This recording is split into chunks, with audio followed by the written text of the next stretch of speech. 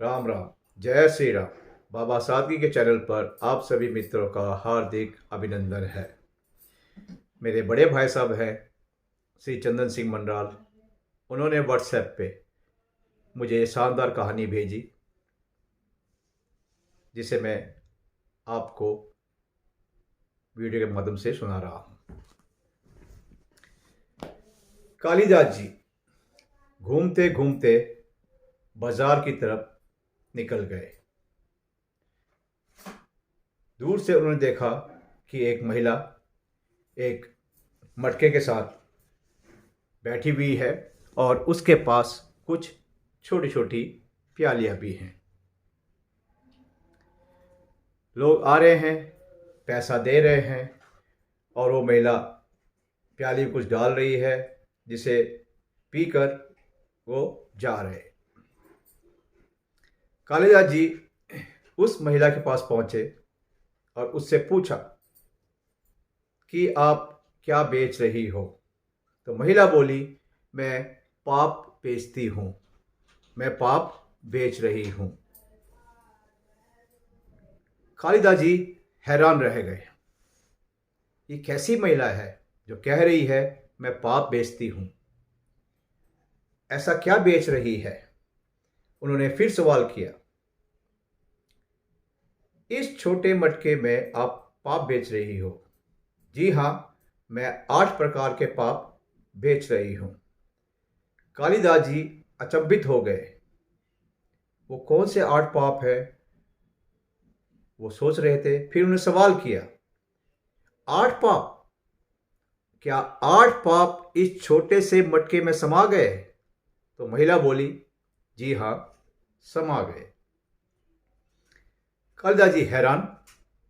उन्होंने महिला से पूछा कि वो 8 पाप कौन कौन से हैं। तो महिला ने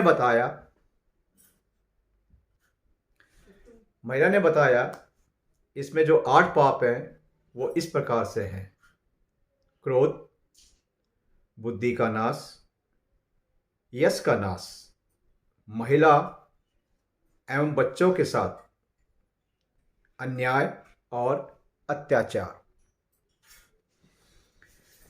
चोरी, असत्य आदि दुराचार, पुण्य का नाश और स्वास्थ्य की हानि। कालिदास जी भौचक्के खड़े रह गए। बोला, ऐसा क्या बेच रही हो जिसके अंदर ये 8 पाप हैं? तब महिला बोली, महात्मा, मैं जो है शराब बेचती हूं। कालिदास जी उसका जवाब सुनकर प्रसन्न हो गए और उन्होंने उस महिला को प्रणाम किया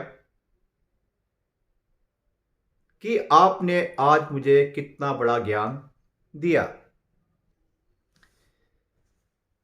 कालिदास ने उसे धन्यवाद दिया और कहा, शराब में 8 प्रकार के पाप होते हैं और ये तू जानती है। मैं पाप बेचती हूं यह कहकर बेचती है और फिर भी लोग लेकर जाते हैं। तो कहानी का जो उद्देश्य है,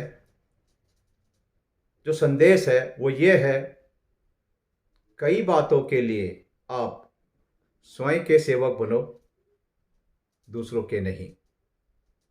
अब आपको सुनाता हूं एक सच्ची बात। मेरा जो अखरोट है ये बहुत जिज्ञासु है। कोई सवाल मेरे दिमाग में यदि खड़ा हो गया, जब तक मुझे उसका जवाब नहीं मिलता है, ये मुझे चैन से बैठने नहीं देता है। एक दिन मैं ड्यूटी पे खड़ा था, एक रिक्शा वाला सवारी को लेकर आया। अचानक मेरे अखरोट का कीड़ा खड़ा हो गया। मैंने उससे पूछा, भाई आप गरीब हो कि अमीर हो? तो उसने मायूसी सा मुंह बनाया और मुझसे कहा, बाबूजी, अगर मैं अमीर होता तो रिक्शा चलाता। मैं जानता हूं कि वो अमीर होता तो रिक्शा नहीं चलाता, किंतु जो मेरे मस्तिष्क में सवाल था और जो जवाब था, मैं उसको जानना चाहता था। मैंने उससे पूछा कि हर रोज आप कितने रुपए की शराब पीते हो? तो वो बोला तकरीबन 200 रुपए की शराब मैं हर रोज पीता हूं। मैंने उससे कहा, भाई आप तो मुझसे भी अमीर आदमी हो। यदि आप 200 में से 100 रुपया हर रोज अपने खाते में डालो तो एक महीने में आपका हो जाएगा 3,000 रुपया, और साल में हो जाएगा 36,000, और 10 साल में हो जाएगा 3,60,000। शायद इससे कहीं ज़्यादा आपने अब तक खर्च कर दिया होगा। अपने आप को वचन में बांधो कि आज से मैं सिर्फ 100 रुपये की दारू पीऊँगा और 100 रुपया मैं हर रोज़ जमा करूँगा। मेरा काम था उसको अच्छा संदेश देना, माने या ना माने ये उसकी इच्छा पर है। शराब हर किसी की अपनी सोच है। कोई कहता है अच्छी है, कोई कहता है बुरी है। मेरी सोच ये है, मैं नहीं जानता कि मैं सही कह रहा हूँ या गलत कह रहा हूँ। मैं बहुत विद्वानों से मिला हूँ। विद्वान वो यानी कि जो मुझे अच्छी बात दे जाए, मेरे लिए वो ही विद्वान है। एक विद्वान ने बातों बातों में कहा कि जो शराब है ये भारत के हर राज्य के लिए नहीं बनी है। मैंने पूछा क्यों? बोला इससे पीने के बाद शरीर में गर्मी आती है। तो ये जो है उन राज्यों के लिए है जहाँ हिमपात होता है या ठंड जरूरत से ज़्यादा होती है। मुझे उनकी बात बहुत अच्छी लगी। तो हम पीते क्यों हैं?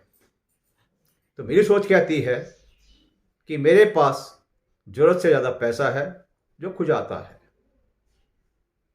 या मैं दिखावा पसंद हूँ, या मैं नशे की आड़ में कोई गलत काम करना चाहता हूँ। कई बहाने पीने के। तो मित्रों, पैसा आपका, स्वास्थ्य आपका, इज्जत आपकी, हर चीज आपकी है, और सोचना भी आपको ही है कि क्या सही है क्या गलत है। मैं तो यही कहूँगा, जरूरत से ज़्यादा है तो अच्छे काम में खर्च कर दो। हाँ, कभी कभी होता है, वो अंग्रेजी में कहते हैं ओकेशनल, कभी कभी एक पार्टी में, शादी में, कहीं भी। तो चलिए, मैं कोई कालिदास नहीं हूँ, मैं कोई विद्वान आदमी नहीं हूँ। तो यही संदेश है मित्रों, अपने स्वास्थ्य का ख्याल रखें, अपने परिवार का ख्याल रखें। पहले परिवार, उसके बाद हमारी खुद की इच्छाएं। धन्यवाद। जय श्री राम।